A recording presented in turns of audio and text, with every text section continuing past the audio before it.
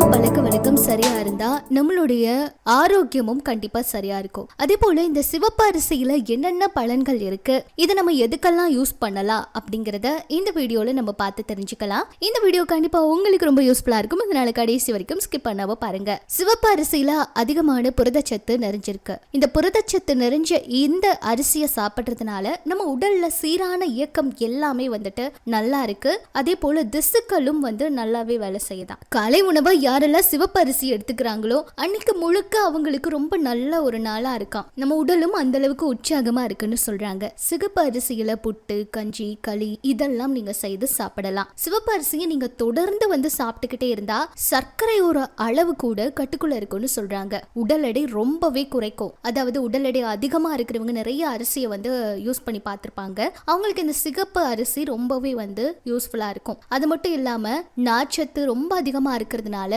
கொழுப்புகள் கூட ரொம்பவே குறையுதுன்னு சொல்றாங்க. இந்த அரிசி புற்றுநோய்க்கு எதிராக வேலை செய்யுது. புற்றுநோய் கிருமிகளுக்கும் எதிராக போராடுது. இது வரைக்கும் நம்ம சாதாரண அரிசியை தான் வெள்ளை அரிசி பயன்படுத்தி இருப்போம். ஆனா இந்த சிவப்பு அரிசியில புற்றுநோய் கூட குறைக்கிறதுக்கான வாய்ப்பு இருக்கு அப்படின்னு சொல்றாங்க. எதிராக நிறையவே போராடி ரொம்ப யூஸ்ஃபுல்லா நிறைய விஷயங்களை செய்யலாம். இவ்வளவு நாள இது நம்மளுக்கு தெரியாம இருந்திருக்கலாம். ஆனா இப்போ தெரிஞ்சதுக்கு அப்புறம் நீங்க கொஞ்சம் ட்ரை பண்ணி பாருங்க எப்படி இருக்கு அப்படின்னு சொல்லி. கண்டிப்பா வெயிட் லாஸ் பண்றவங்களுக்கு ஒரு நல்ல ஒரு அரிசியா இது இருக்கா. அதே போல சர்க்கரை அதிகமா இருக்கிறவங்களுக்கும் ஒரு நல்ல ஒரு விஷயத்தை இது செய்து கொடுக்குது. எலும்புகளை நல்லாவே வலுப்படுத்துற தன்மை இதுல ரொம்ப அதிகமா இருக்கு.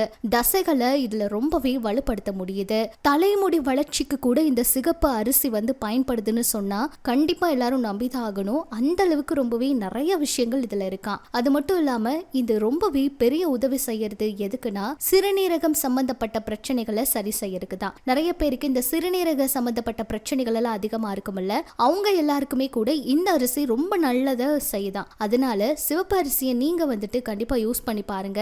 இதுல நல்ல விஷயங்கள் இவ்வளோ இருக்கிற போது கண்டிப்பா எதுக்காக இதை மிஸ் பண்ணணும். இவ்வளோ நாளா தெரியாதவங்க கூட இந்த வீடியோ பார்த்து கண்டிப்பா இந்த விஷயங்களை தெரிஞ்சிருப்பீங்க. ஸோ யூஸ் பண்ணி பார்த்துட்டு எப்படி இருக்கு அப்படின்னு கமெண்ட்ஸ்ல சொல்லுங்க. நானும் யூஸ் பண்ணி பார்த்துட்டு இதுல கிடைச்ச நன்மைகள் பத்தி உங்களுக்கு சொல்றேன். அது போல இன்னும் சில பேர் இந்த பிரியாணி இலையில டீ போட்டு குடிக்கிறாங்க. அது ரொம்ப நல்லது. சமையல்ல ரொம்பவே அதிகமா பயன்படுத்தப்படுற மூலிகை பொருள்ல இது ஒண்ணுன்னு சொல்லலாம். இந்த பிரியாணி இலையை பாரம்பரிய சமையல்ல அதிகமா பயன்பாங்க. பருப்பு மக்கானி, கறி புலாவ், சூப்பு இதெல்லாம் இது ரொம்பவே இதோட சுவையா அதிகரிக்க வைக்குது. அந்த வகையில இதுல நீங்க டீ செஞ்சு குடிச்சா ரொம்பவே நல்லா. பிரியாணி இலை ஒரு 3 எடுத்துக்கங்க, பட்டை தூள் ஒரு சிட்டிகை எடுத்துக்கங்க, தண்ணீர் 2 கப் எடுத்துக்கங்க, எலுமிச்சை, தேன் இதெல்லாம் தேவையான அளவு சேர்த்துக்கோங்க. முதல்ல பிரியாணி இலையை நீர்ல நல்லா கழுவிக்கிட்டு அதுக்கப்புறம் பாத்திரத்தில் நீர் ஊற்றி வச்சு நல்லாவே கொதிக்க வைங்க. அப்புறம் அந்த 10 நிமிடம் கொதிச்சதுக்கு அப்புறமா அதை வடிகட்டி எலுமிச்சை சாறு இல்ல தேன் இதெல்லாம் சேர்த்து நீங்க காலையில டீயா குடிக்கலாம். நிறையவே நன்மைகள் இருக்கு. நிறைய நோய்கள்ல இருந்து உங்களை வெளியில கொண்டு வரும். சர்க்கரை நோயை கட்டுக்குள்ள வச்சிருக்கோம். சுவாச பிரச்சனைகளை போக்கும். நிறைய தொற்றுகளை எதிர்த்து போராடும். சருமத்தை ரொம்பவே பாதுகாக்கும். இப்படி நிறைய நன்மைகள் இருக்கு. என் மன அழுத்தத்தை கூட போக்கும்னு சொல்றாங்க. சோ இதையும் நீங்க யூஸ் பண்ணி பாருங்க. கண்டிப்பா இந்த வீடியோ உங்களுக்கு ரொம்ப பிடிச்சிருக்குன்னு நம்புறேன். இது போல மேலும் பல அப்டேட்ஸ் உடனுக்குடன் நீங்க தெரிஞ்சுக்க நம்ம ஹெல்த் சமூகம் சேனல் கூட இணைச்சிருங்க.